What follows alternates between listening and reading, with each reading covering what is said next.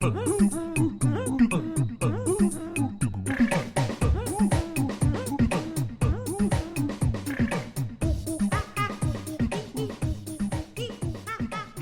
oop, Graham. Woo! Is that... It sounded like a loon, didn't it? Well, everything comes out of your mouth sounds loony. What's the Canadian content? There it is. Could be a Sasquatch. Okay. That counts as an ape-ish kind of thing. A sort of melancholy Sasquatch. So, thanks for reminding me last time that we need to introduce ourselves. I always forget. Right. So, I'm here with Dr. Graham Sanders, who was a medieval Chinese scholar. He, in fact, is not himself not a medieval Chinese person. No. He's a scholar of medieval Chinese scholarship. Yeah, exactly. You got to figure out where the modifiers work there. And you are Rewat Dinan. I am. Yes, an epidemiologist, among other things. Right on. And we are the sciencemonkey.ca. Mm-hmm. So it's kind of weird. We are the monkey, but anyway. I want to start you with a factoid, Graham. Oh, which is not really relevant to our topic today, but I love this factoid. What does the oid denote in factoid? It denotes that probably comes from...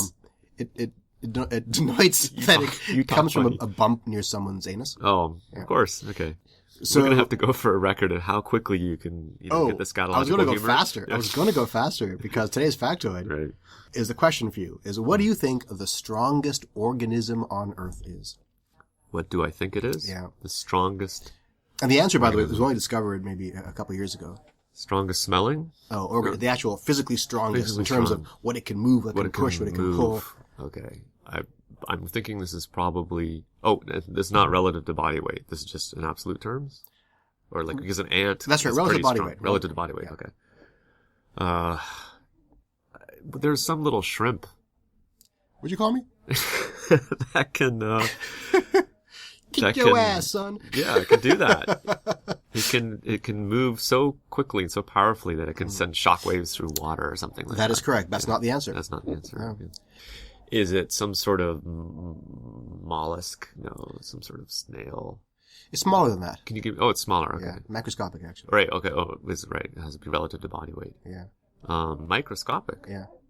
Then I have no idea. It's a bacterium, and a well-known bacterium. E. coli.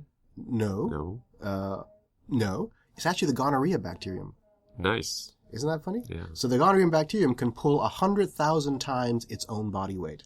It's the equivalent of a human being pulling 10 million kilograms. Not kilograms. Do they give kilograms? Do they give it like a little kettlebell or something and get it to pull it around? How do they measure this? It's on the juice, man. Sorry? It's on the juice. I thought you said it's not a geospan. I was going to go with that too. Wow. All right. Well, let's segue into today's actual topic. Not really. I want to know how they measured the strength of a bacterium. I don't know, actually.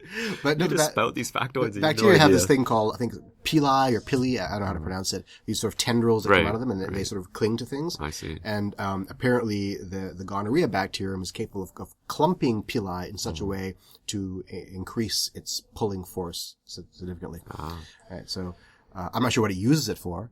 I heard you have 10 times as many bacteria in your body as actual cells. I've heard that as well. Which is insane. It is insane. Because we learned yesterday, or last episode, there were 37 trillion cells, although I didn't. That's right. Check that. Now, I'm not sure if it's true or not, but I've heard that as well. And what I usually hear is that we have more bacteria than our cells. And how we define more kind of varies. It's not mass, obviously. Yeah. But bacteria are so much smaller than our cells. Yeah, apparently it would only fill up a half-gallon bucket or something. Exactly. Which is still kind of gross. I wouldn't want to go near that bucket. Hey, this morning I filled up a half-gallon. Whoa! So, switching gears entirely, but not entirely, because some people believe that if there is alien life in the galaxy, it's probably microscopic. Right. Right? And in fact... Maybe you've already arrived. It could be, through a theory called panspermia. You've heard of panspermia. Panspermia is a theory that life here originated elsewhere, and it travels between planetary bodies using the meteoric transit way, meteor collisions. In fact, a student and I have a paper coming out soon on extraterrestrial epidemics. So we theorized if, in fact, there are microscopic beings from other planets and panspermia is real, then those beings may find purchase in our biosphere because of sufficient similarity. And thus, how would we be able to model an epidemic that's caused by an extraterrestrial organism epidemiologically? Why do we have to posit that life came from somewhere else? Because it's possible. But what is that? What do we gain by... okay, let me flip it around. Okay. what makes us ask that question? Like, Well, is there something about life that seems like it wouldn't have arisen on Earth?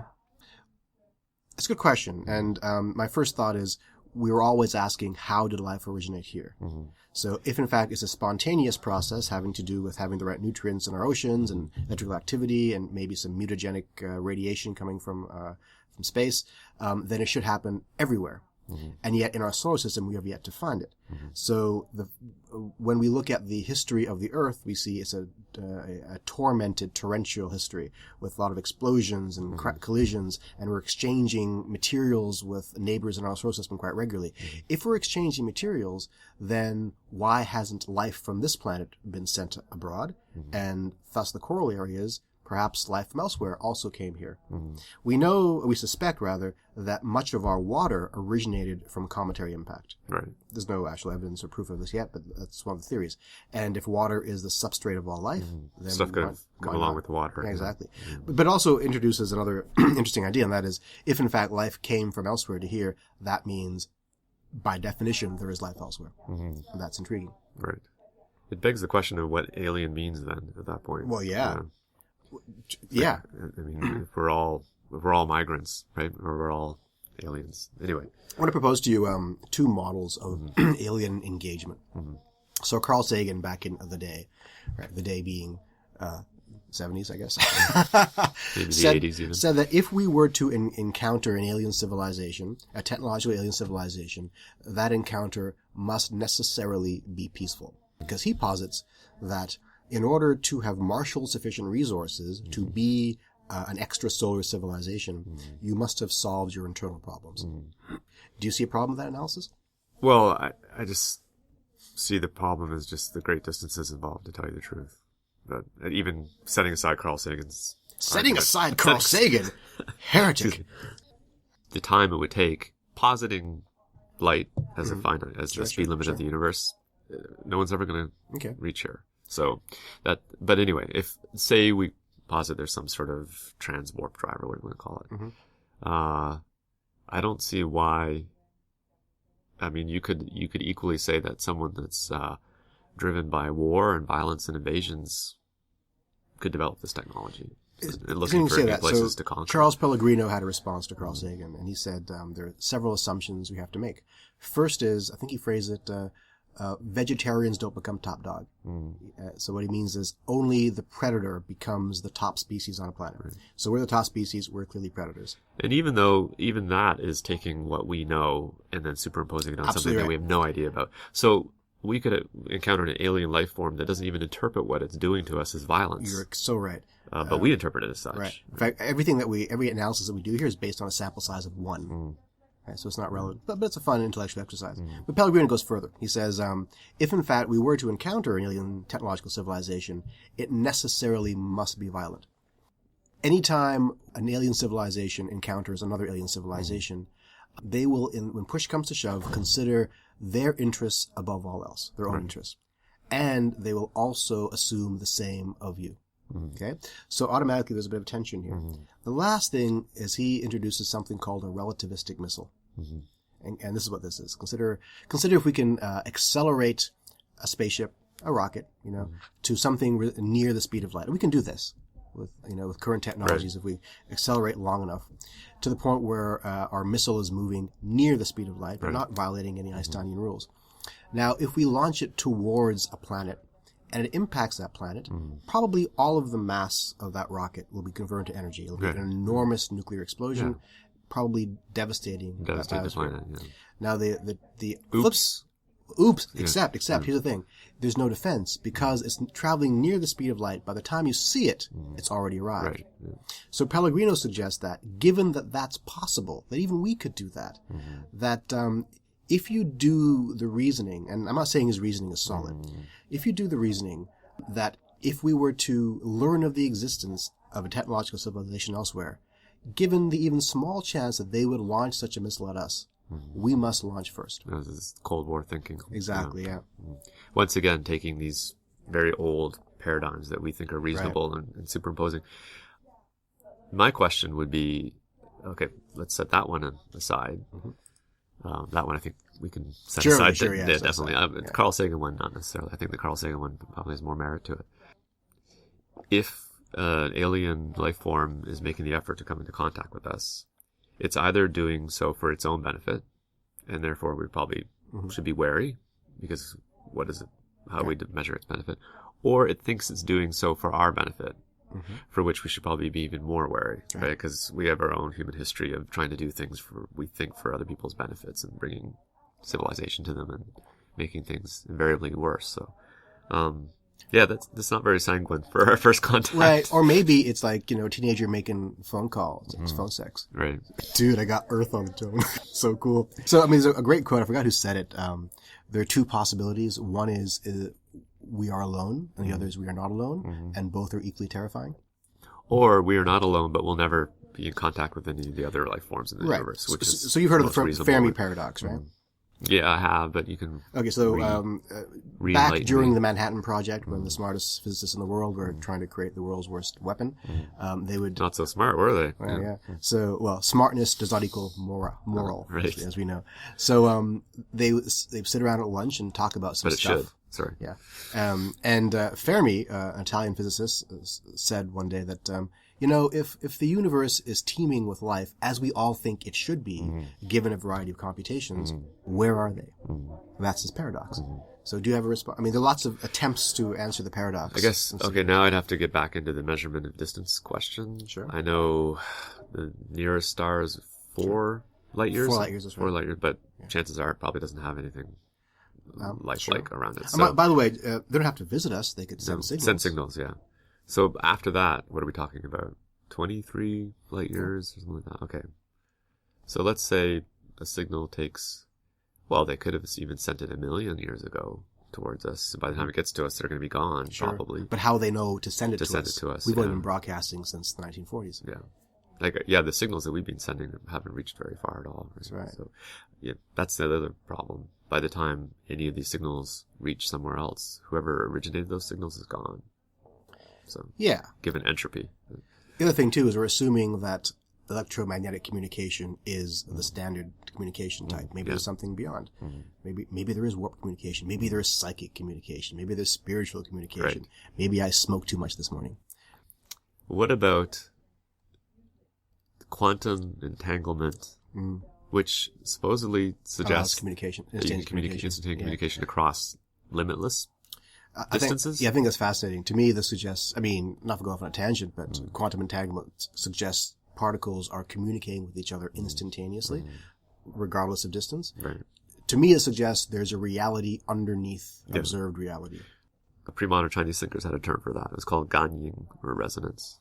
That all objects are in resonance with other objects and will resonate simultaneously. What's our segment called again? Are we still doing that? Is this still a thing? Is this still a thing? Well, that's a good segue. So, is this still a thing? So, by the way, a gentle listener, is this still a thing is our segment where we go back and look at ancient civilizations and how they dealt with these same issues.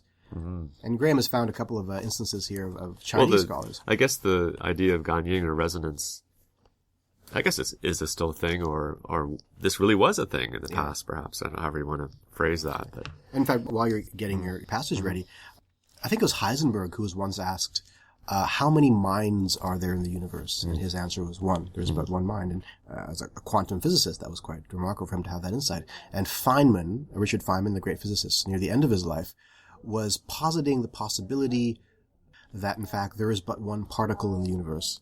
And it resonates at a variety of frequencies, giving us the illusion of multiplicity. Yeah, everything's a facet of oneness. One thing, right.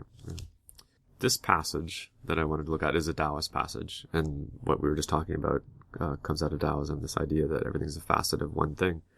This is a Tang Dynasty text called the Guanyin, or sometimes known as the Wenshi Zhenjing, the true classic of the world, probably from about 10th century, the Common Era. Don't know who the author is. But we do know there is a commentary by Zhen Xianwei, who also calls himself Baoizi. Anyway, so he says, man's might can conquer the changes of nature, make thunder in winter and ice in summer, make the dead walk and the dry wood blossom, confine a spirit in a bean and catch a big fish in a cupful of water, open doors in paintings and make images speak. I don't know if we can do any of that yet. It is pure chi which changes the myriad things. Where it agglomerates, it causes life. Where it disperses, it causes death. What has never been aggregated or dispersed has never been alive or dead. The guests, the living things or phenomena, come and go, but their material basis remains unchanged. So he's arguing for some sort of eternal substrate for reality in the universe. So that would be my question, is whether we share something like that with aliens. I think that's probably true. And if we do, then there is a chance for some commonality, form of communication. Right. Yeah. I think, when scientists are modeling alien contact, they're always assuming some similarities between us. But then I always think we have on this planet intelligent species that share a lot of our DNA and our environment that we have no hope of communicating with. Chimps and dolphins, right? And we can't even... Chimps... Well, we've communicated with both of them. Limitedly. We're not having conversations about the nature of reality. No. It's like saying, oh, cute teddy bear. Oh, you hungry? Be hungry. That kind of stuff, But we've demonstrated that they have a theory of mind. Sure. At least for chimps. I don't know about But the point is, though, we've lived alongside these animals Yeah. our entirety of existence. Right. And we share so many common touchstones, Yeah. and yet our communication ability is limited. Yeah. And we assume that a technological civilization with whom we share almost nothing, we will be able to communicate instantaneously. I think whenever it becomes... aliens and outer space is the ultimate other, right? So we can posit whatever we want there. The thing that always amuses me about, we'll just go to other planets and colonize and we'll live on Mars and so forth. It's like, people aren't living in Antarctica right now. So what makes you think you could go to Mars where the conditions are much worse and build an entire colony there? That's interesting. So do you have questions? I have so many questions for you, Graham Sanders. Questions that we can I've repeat been on air? these questions all my life. Yes, I do. Okay. I was going to go somewhere else with that alien thing for a second, Yeah, but I forgot what I was going to say, so we'll just file it away for later. I have 3 questions for you, and some... This is the Did You Know segment. Oh, that's right. Oh, we should have some theme music here. Oh, so yes. let's insert some theme music here. Dun, dun, dun, did you know? Really? Yeah, did you know? Wow. Right on. And by the way, in post-production, there will be hopefully theme music, and now we'll just feel silly. Well, it could be after that or before it, or under it. Yeah. Put the music under it. Look at you. Yeah. Look at you. Great. Okay. Right. So first question is not multiple choice. It's simply I'm curious to see what you think damn it. and how you think through it. Okay. This is a humanities question then. Right. Yeah. If you were all to science drill, if you were to drill a tunnel right through the center of the Earth, right, and emerge and our antipodes, on the other side of the planet, which is probably in an ocean near Australia. Sure. Or something. It's not China. No, it's not. I remember being a kid and getting a globe and trying to figure that out and thinking it's not China. Wow, look at you wasting time. And let's assume you could actually now emerge. Or as a child. As a child. Okay. Now too. Now let's assume you could emerge on the other side, Right. safe and all that. And let's assume as well that the molten core isn't going to kill you and all that stuff. If you were to jump through the hole, how long would it take you to emerge on the other side, in general? And how is gravity working here? That's a good question. So work it through. What do you think? So there's a terminal velocity. So the way gravity works is there is more gravity pulling you. Gravity works. The less material beneath you, Right. the less acceleration. So Right. as you're falling, there's less material. Yeah. And there's more material above you. There it is. Which is also exerting a gravitational pull, I would think. Maybe you just float at some point in the middle of this cavern. So let's assuming you have enough velocity that you can pass through the core and continue going out the other side and get to the surface. Sure. That's going to be the tough part. So because after you pass through the core and start going towards the surface again, you're going against gravity. That's right. So as you're falling, you're slowing a bit because there's less. Your acceleration rate is lesser. Right. And as you go past the core, you're going to slow down further. So you're accelerating and you're slowing down. So you will actually get to the surface. Okay. With almost zero residual velocity. Really? In a perfect scenario.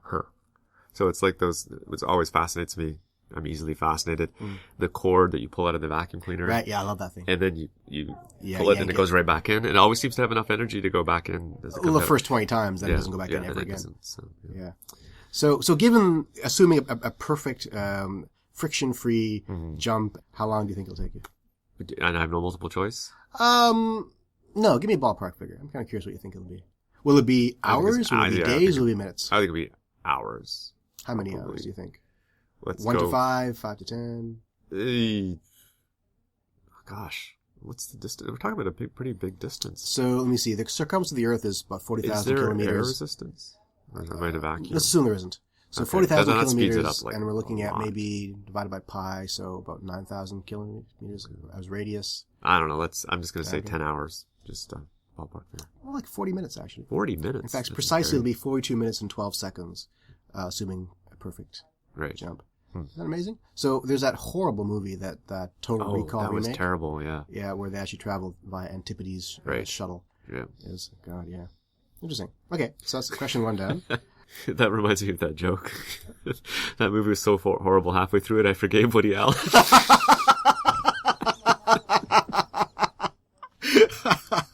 I'm going to credit that comedian. Someone Cartwright. Ben, I forget his last name. Okay. We'll put it on the website. Question number 2. Which of the following, multiple choice, has more chromosomes in the cell? Back to DNAs again. Yeah. Number 1, human beings. Right. Number 2, gorillas. And number 3, potatoes. Okay, I'm going to say this is counterintuitive. I'm going to go with potatoes. Because that's the clever answer. Yes. It's actually gorillas and potatoes apparently have the same number of chromosomes. Really? Which is one more than human beings. Oh, okay. Yeah. Huh. I'm surprised potatoes have that many. Is there any correlation between numbers of chromosomes and complexity? Apparently not. If you have a potato and a gorilla. I don't. Being a non-geneticist, I don't know. In fact, I looked this up on the internet, so it could be nonsense. Right. But that's what I've read. And most of our DNA is junk. Is that true? I've read that as well. Yeah. Now the question is it truly junk, or is something being expressed in different ways? Or is it a placeholder for some reason? Precisely. It has to be there to keep other things apart. Or it could be evolutionary past. Who knows, right? Number 3. Dan Quayle once said, the function of the Middle East is to keep the Near East from encroaching upon the Far East. Did he really say that? He really said that, yeah. It's actually kind of profound. It is kind of profound, yeah. And I was thinking, well, maybe this junk DNA is keeping things apart. The sad part is history has shown Dan Quayle to be moderately intelligent. He also misspelled potato. Yeah. But he had a card which had it misspelled on the card. Okay. So he trusted the authority versus himself. But, but compared to our current crop of politicians, Dan Quayle is like a genius. He's brilliant, yeah. As sad as that. So, okay, number 3. Last question. There is a new painkiller that we've identified. It's called opioorphin. And it's 6 times more powerful than morphine.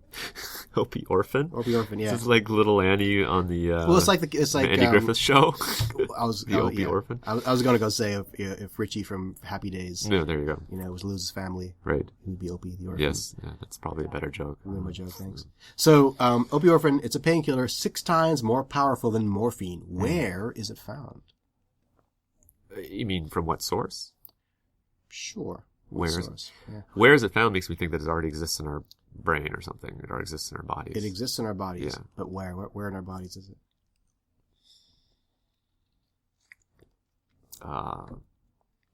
The obvious answer would be our brains, but that's not going to be the answer. No. I'll just say our gut. That's a good guess. I thought you'd lots of stuff. I thought you'd play the man again and guess penis because I leave that to you. Right. Yeah. No, in our saliva. Oh. In human saliva, there is an incredibly powerful painkiller, only recently discovered. I don't know what it's doing there. Who was poking around in the saliva looking for? You know who. This is the utility of basic research, right?